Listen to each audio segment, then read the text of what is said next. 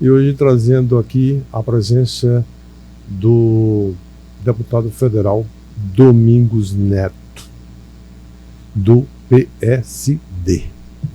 Domingos, a ressaca ainda do primeiro turno existe para alguns partidos, mas é também a teimosia desses partidos, ou quem manda, né? Você acha o seu partido, por exemplo, foi um dos mais acentuados nesta eleição.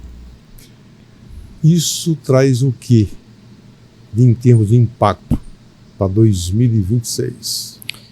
Primeiro, agradecer aqui a você, Evandro, a todos da Rede Opinião.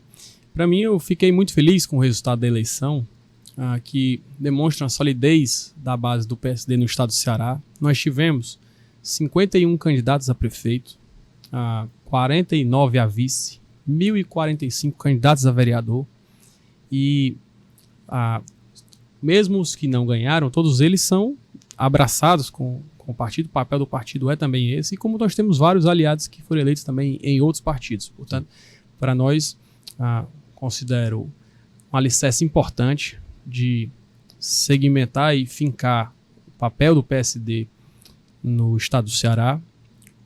Também importante a referência nacional. O PSD foi o que mais elegeu prefeitos no Brasil. Sim. Então isso é também uma demonstração de crescimento nacional do partido, e tenho plena confiança que isso segmenta também, claro, o papel do PSD nas eleições de 2026. Então não foi surpresa nenhuma a história dessa ascensão do partido? Não, acho que ela primeiro é uma construção de longa data. O presidente Domingos Filho, presidente muito atuante. As circunstâncias municipais, cada município tem a sua história. Tem muitos casos que às vezes a pessoa é minha eleitora, tem uma relação com o PSD, mas por uma questão de circunstância local, se filiou a outro partido, mesmo votando no deputado federal do PSD. Então, isso posto, constrói uma base que é muito sólida, independente e fiel. Já demonstrou isso em momentos de tensão, de rompimento, de briga. O PSD sempre demonstrou ter um eleitor fiel. É evidente que isso, para nós, é motivo de grande orgulho e consequência de uma política de muito tempo, de dedicação pelos nossos líderes. Tanto o presidente Domingos Filho, o deputado Luiz Gastão, o deputado Célio Studat e eu, que em Brasília estamos juntos defendendo os interesses do Ceará. Essa fidelidade é super importante exatamente para que se possa ascender ainda mais em 2026, na sua opinião? Acho que nenhum outro partido tem na sua bancada federal uma unidade tão forte como nós temos, né? Assim, uma parceria, uma união de tentar ser um partido onde se soma, não em vez de ter resistências ou disputas internas. Então, tenho muita convicção de que o resultado de 2024 ele projeta um crescimento do partido em 2026. E a situação reinante hoje do PT? Porque enquanto o PSD cresceu, o PT derreteu. No estado do Ceará, nem tanto. O PT fez um número expressivo de prefeitos, 45 prefeitos, salvo engano. Diferente do que aconteceu em outros estados. Muita força do ministro Camilo, né? Boa parte desses prefeitos eles vieram desde 2022 para o PT, mas acho que é uma demonstração de força da liderança do Camilo no interior, que é sem dúvida o maior líder do Ceará, com a maior aprovação pessoal, e a ida de muitos quadros que estão no PT não eram do PT até 2 anos atrás. Então, não é da gene do PT. DNA. Eles seguiram a liderança do ministro Camilo Santana. Agora, na sua opinião, aqui no estado do Ceará ainda teve uma oportunidade que, em Sobral, por exemplo, foi uma eleição praticamente atípica, não é? E se fala até em terceiro turno, eu não sei bem, mas o fato é de que os Ferreira Gomes perderam praticamente a importância, na sua opinião? Não, de maneira nenhuma. Acho que o senador Cid lidera o maior número de prefeitos no estado do Ceará. O caso de Sobral é um caso localizado, não é uma questão de que há uma fadiga também de 30, quase 28 anos, 96, 28 anos de mandatos do mesmo grupo. Isso vai criando também um clima do eleitor querer mudar, uma disputa muito localizada. Tanto é que as críticas que se fizeram foi a gestão do prefeito Ivo, foram pontos locais que nada tem a ver com a liderança do senador Cid, que acho que ele conseguiu, inclusive, se solidificar. São 65 prefeitos no PSB. Então, claro, muitos também na liderança do Camilo, porque o presidente do partido é o Eudoro Santana, mas, sobretudo, a liderança do senador Cid, que tem uma liderança muito forte no estado do Ceará, e eu acho que o caso de Sobral ele deve ser analisado localmente, né? Não fruto de uma questão estadual. As desavenças entre os dois irmãos, Cid e Cid, trouxe todo esse traumatismo agora? Eu acho que isso muito mais na questão estadual que na questão local. O problema de Sobral é uma questão localizada, né? A disputa estadual de 22 criou um acirramento que ainda persiste, né? Então, isso pode ter causado vários traumas em outros municípios, mesmo em Fortaleza, mas não no caso de Sobral, né? Assim, você não teve o Ciro apoiando o Oscar. Então, de fato, no caso de Sobral, a questão é local, não tem a ver, acho que não se liga muito com essa briga entre os irmãos. 2026 é o próximo desafio para você, que tem um mandato de deputado federal. Você vai na trilha ou vai buscar um outro? Eu tenho um compromisso muito forte com a nossa base, né? Eu estou no 4º mandato. Majoritariamente, os municípios onde eu sou votado são os mesmos. Crescendo, mas isso demonstra assim, que cria uma relação de confiança, porque não é aquele deputado que é votado nesse município, some, vai ser votado em outro.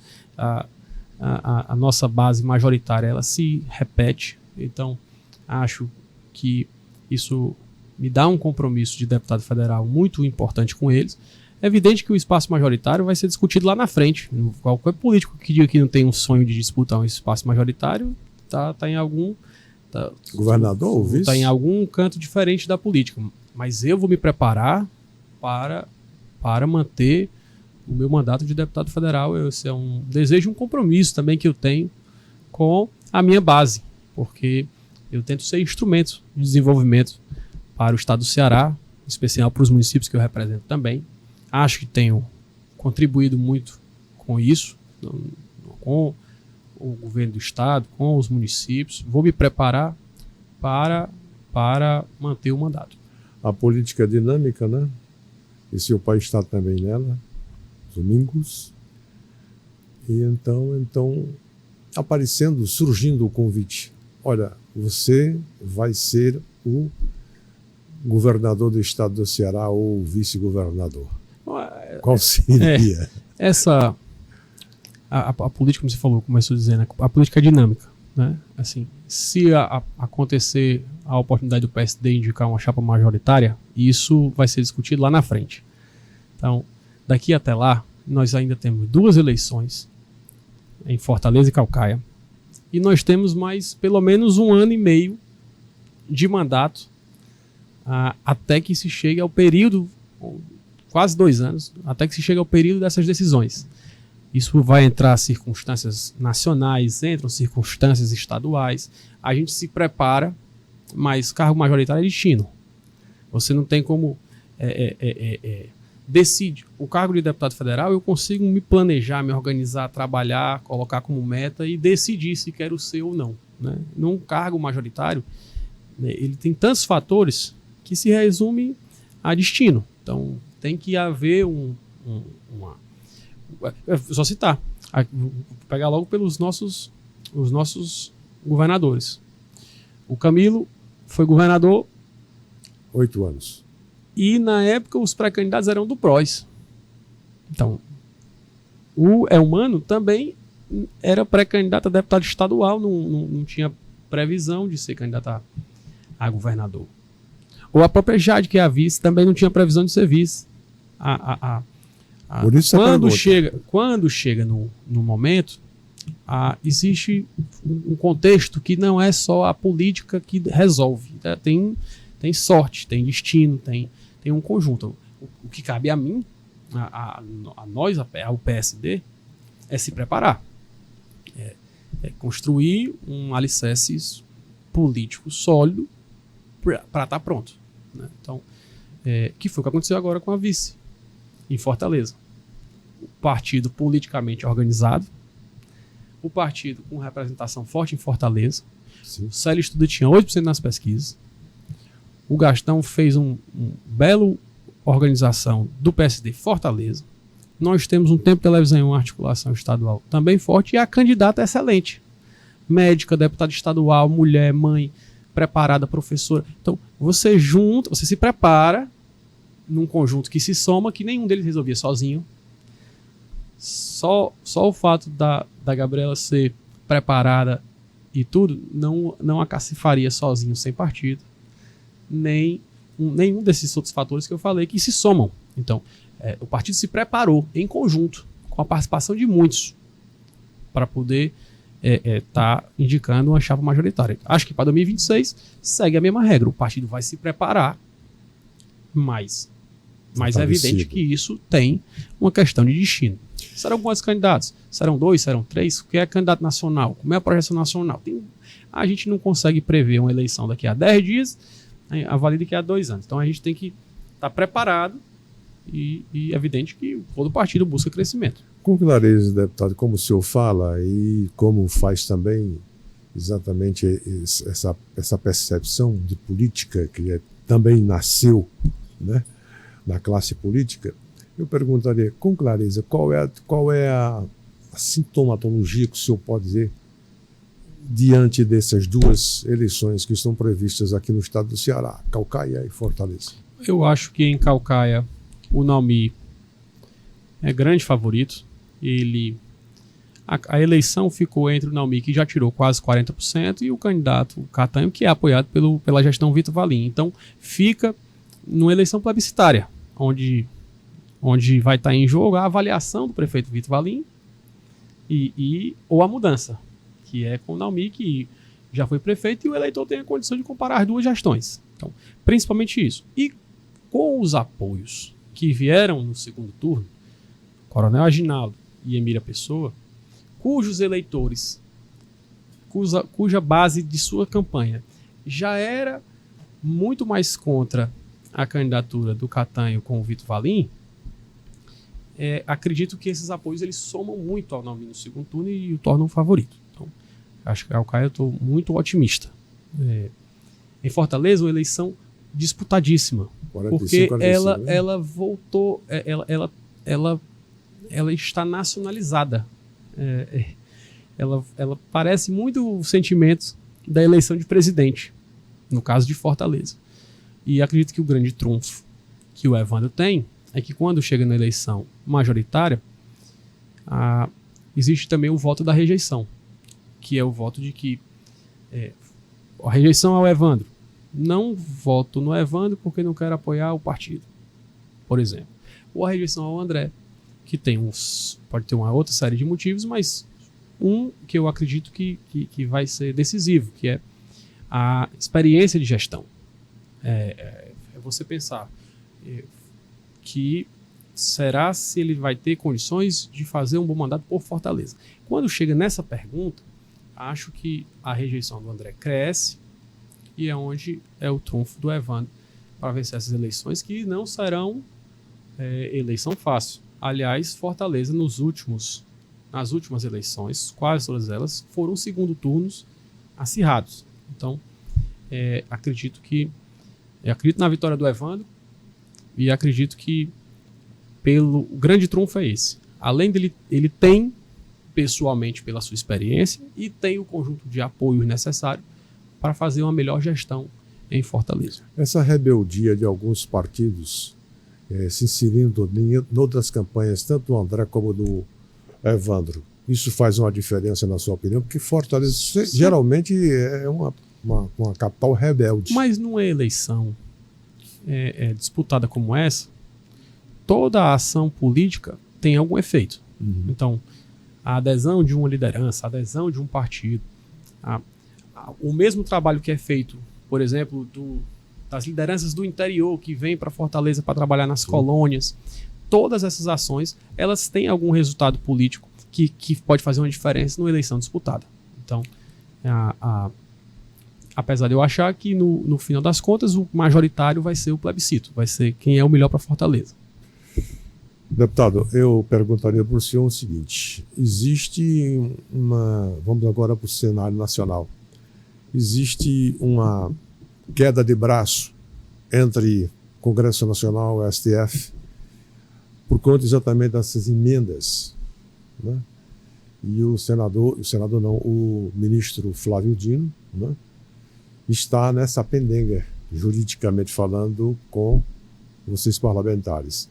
Qual é, na verdade, o desfecho disso? Bom, primeiro que a Câmara até já tinha acordado com um texto que regulamentasse, porque o que ele suspendeu é que até que houvesse uma regulamentação pelo Congresso.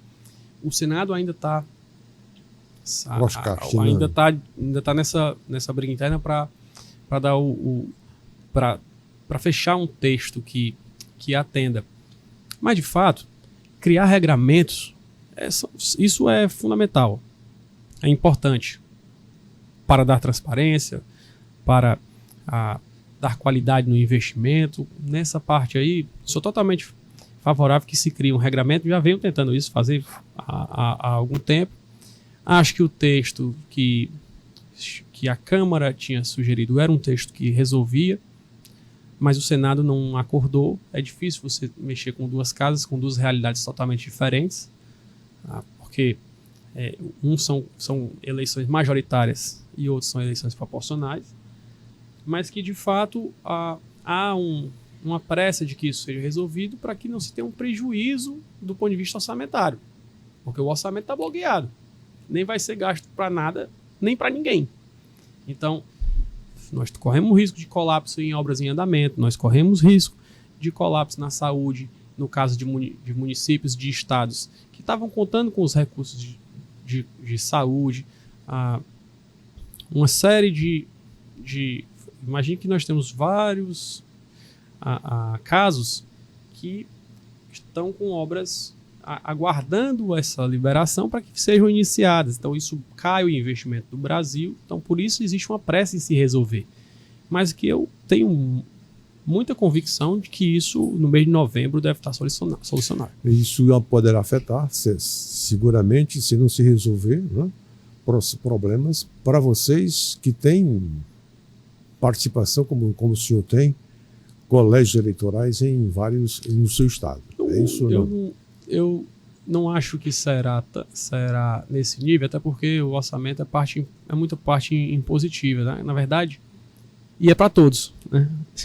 Então, tipo assim, como isso não afeta individualmente um parlamentar, afeta todos os deputados e senadores, sim, isso é uma coisa que não é governo e oposição, isso virou institucional, né?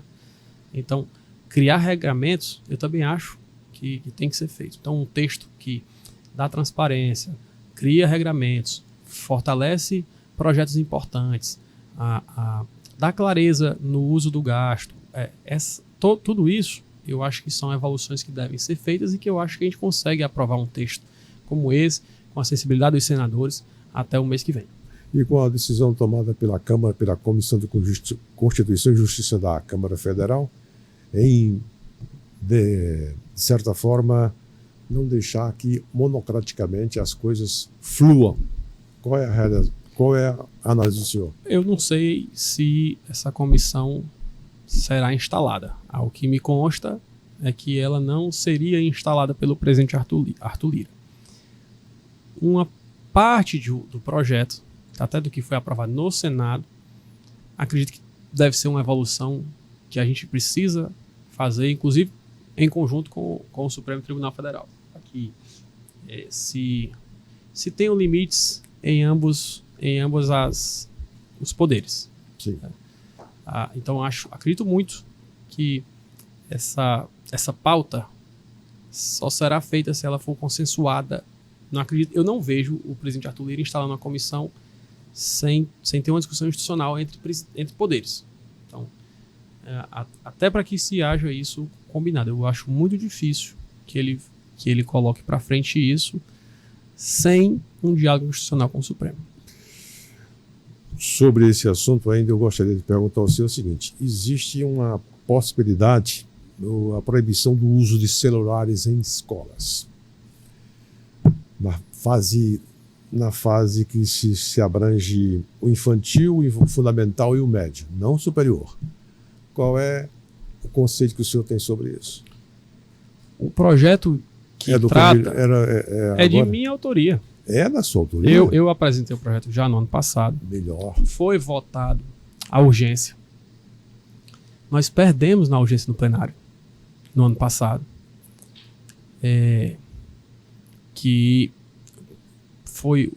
Houve uma falha de discurso, sobretudo dos partidos de direita, sim, que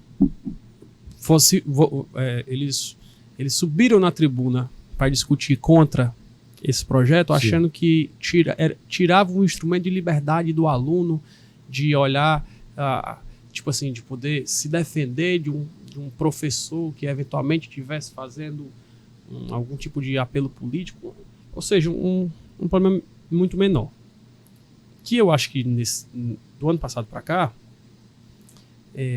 todos os movimentos de direita passaram a compreender que também era importante. O Estado de São Paulo acabou de fazer um estudo perguntando para 3.500 diretores de escola quantos eram a favor da suspensão do telefone celular, quantos não. Sim. O número se soma a 86% dos professores 86%. A favor os professores. Dos diretores, a favor da restrição do celular. Sim. 50% desses eram a favor da restrição total e 36% eram a favor da restrição parcial, que permitia o uso no recreio e nos intervalos. Mas somados, 86% a favor da restrição em São Paulo. Secretaria de Educação do governo Tarcísio. Então, o primeiro prefeito a implantar isso foi o prefeito do Rio de Janeiro, Eduardo Paes. E eu estou tendo o deputado Renan Ferreirinha, que era o secretário de Educação da época, é do PSD, é do meu partido, é o autor do requerimento de urgência. Nós estamos tentando articular para que o governo abrace essa causa. Eu tenho certeza que quando ela chegar à plenária agora, terá um outro apelo. Nós perdemos por 16 votos no ano passado. Mas repito, os movimentos que acontecem na Câmara, que às vezes você, na hora que coloca para votação, um sobe, dois sobem, faz um discurso, mexe na opinião do plenário ali, em 10 minutos se vota e não deu tempo de ter um contra-argumento. Então eu acho que a gente perdeu no ano passado na urgência por conta disso. Acho que hoje, se pautar, vai passar fácil. Tanto é que o presidente da Comissão de Educação, o deputado Nicolas, já colocou na pauta um projeto similar ao meu, na pauta da Comissão de Educação. Mesmo porque, deputado, essa história de celular, essas histórias todas modificam completamente o comportamento dos alunos. Esse é o primeiro aspecto. E o segundo aspecto, essa matéria, me parece que tem 9 anos que estava nas prateleiras, né, do Congresso da Câmara Federal.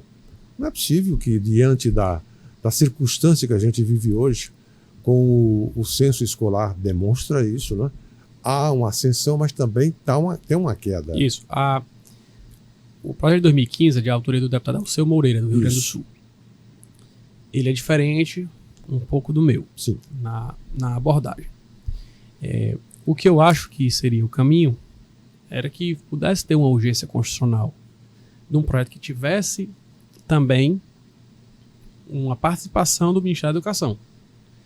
Porque para que a gente despolitizasse esse tema. Esse é um tema que afeta todas as famílias. Ele não merece ser um tema de direita nem um tema de esquerda. Sim. Então a gente precisa despolitizar essa questão, tornar isso institucional. Para ser institucional, ela precisa ter um alinhamento do Congresso com o governo. O governo não pode achar que vai fazer a despeito do Congresso, e nem o Congresso pode, num tema como esse, derrotar o governo. Esse é um tipo de tema que nós temos que construir consensos. Então, acho que é isso algo que a gente vai poder fazer. O Camilo Santana, como integrante do Ministério da Educação, né, como ministro, está querendo propor, não é? Propostas exatamente para... Isso está em estudo. Né? Isso está em estudo. O que eu estou tentando convencer o governo é que o governo não precisa apresentar um novo projeto. Ele pode simplesmente pedir urgência constitucional para o meu projeto e, se tiver que fazer alteração, em plenário o relator muda. Então é algo que a gente consegue fazer de forma mais rápida. Assim. Simples. Nós temos aqui no estado do Ceará uma coisa chamada hidrogênio verde. Qual é a sua experiência em relação à defesa dessa história? Nós já aprovamos a regulamentação do combustível do futuro, que é também algo fundamental para ter segurança jurídica, também na política de hidrogênio verde. As leis europeias, elas fortalecem muito as energias verdes, e o hidrogênio ele tem um grande trunfo, que é a transportabilidade. Você consegue produzir energia no Ceará e mandar essa energia para ser consumida na Europa. É diferente da energia hidrelétrica, que a gente não consegue transportar. Então, isso faz com que a gente possa ser produtor de energia renovável aqui, para que ela seja consumida lá na Europa, que não tem condição de produzir energia solar como a nossa, e nem tem condição de produzir o vento como o nosso. Hoje o maior país na produção de energia eólica, acho que ainda é a Noruega, que produz também nas usinas offshore, que é outra questão que também está dentro. O que é offshore? É a usina eólica dentro do mar. Então, para pegar os ventos de maior potência e menor latência. Então, acho que nós construímos uma questão legislativa que era preciso para que se houvesse segurança jurídica nesses investimentos. Com a sanção dos projetos que nós votamos no Congresso dos combustíveis do futuro, né, porque também não é só o hidrogênio verde, acho que nós podemos, aqui no Ceará, que foi um pioneiro desde o governo Camilo, de ter as EPE, de ter o acordo com Roterdã, de ter a primeiro módulo de hidrogênio verde produzido e combustão no Brasil foi aqui no Ceará. Nós temos uma legislação que agora permite que o Brasil desenvolva, e o Ceará já parte na frente. E como o hidrogênio é o mesmo hidrogênio. Sim. Quando a gente chama de hidrogênio verde, é porque o processo de hidrólise que vai quebrar o H2O, ele é um processo que consome muita energia. Então, o hidrogênio, existem usinas de hidrogênio movidas a carvão. Elas são chamadas de hidrogênio cinza. Sim. O hidrogênio verde é que o consumo de energia para alimentar essa hidrólise, ela vem de fontes verdes. E o Ceará tem vento e sol.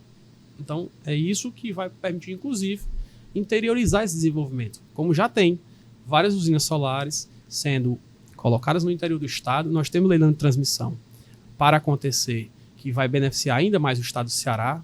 Esse leilão de transmissão é feito pelo governo federal e ele é fundamental, porque você não consegue produzir uma grande usina se você não tiver como escoar essa produção. Sim. E nós devemos ter um próximo leilão beneficiando especificamente o estado do Ceará, que vai ser fundamental para o crescimento do hidrogênio verde no Ceará. E como é que o senhor enxerga, por exemplo, essa história do Porto Seco, que está sendo colocado exatamente na cidade de Quixeramobim? E é um investimento privado que está sendo feito lá em parceria com o município. Acho que isso vai ser fundamental. Imagine que com a Transnordestina nós temos vários tipos de produtos que precisam chegar ao porto e que hoje estão indo de caminhão. Pega o anel viário no horário de pico. Essa lotação de caminhões, essa dificuldade logística, ela tem um custo. Se você consegue, imagine que eu tenha uma produção lá em Quixeramobim, que eu vou exportar, eu tenho que levar até o porto de caminhão. O Porto Seco ele permite que ele seja um integralizador. Você vai deixar em Quixeramobim e de lá vai para o porto de trem. Então, vai ser um instrumento de grande desenvolvimento, inclusive porque a Transnordestina vai poder trazer também, isso beneficiando os nossos produtores, trazer de forma mais barata a produção de volumoso de milho, de soja, de sorgo, que está sendo feito no sul do Piauí e no norte da Bahia e que vão poder, via Transnordestina, chegar mais barato aqui no Ceará, que também são transportados de caminhão. Então, acho que é algo muito salutar se interiorizar isso vai desafogar o acesso de caminhões ao Porto do Pecém. Eu conversei, portanto, com o deputado federal do PSD, o deputado chamado Domingos Filho. Domingos Neto, aliás. Domingos Filho, né? É Domingos Neto, mas eu não reclamo não quando me chamo Domingos Filho, eu acho que é bom. Tem a mesma densidade, né?